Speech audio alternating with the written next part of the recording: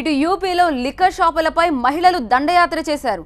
Supreme court ఆదేశాల తర్వాత కూడా మూసేయాలని లిక్కర్ షాపులపై దాడులు చేశారు. ఉత్తరప్రదేశ్లోని ఆగ్రాలో జాతీయ రహదారి మీదున్న లిక్కర్ షాప్ను మహిళలు స్థానికులు ధ్వంసం చేశారు.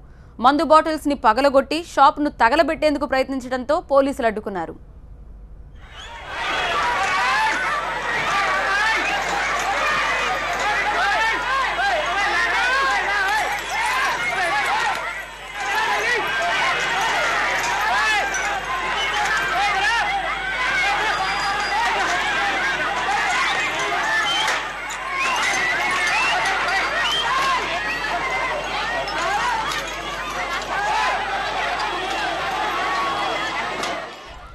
జాతీయ రహదారుల వెంబడి లిక్కర్ షాపుల బ్యాన్ విధించింది సుప్రీంకోర్టు.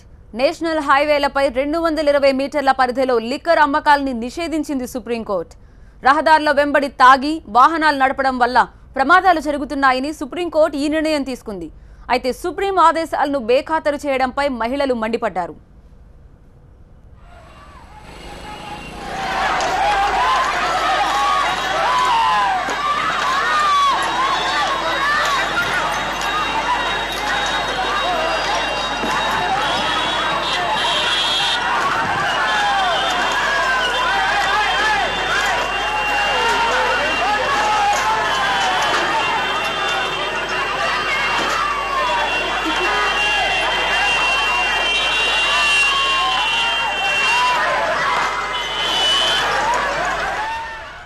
అటు మొరాదాబాద్లో కూడా లిక్కర్ షాపులపై దాడి చేశారు మహిళలు. రాష్ట్రంలో పూర్తిగా మద్యపాన నిషేధం విధించాలని డిమాండ్ చేశారు. షాప్ ముందు ధర్నా చేసిన మహిళలు వారిపై దాడికి యత్నించడంతో పోలీసులు అడ్డుకున్నారు.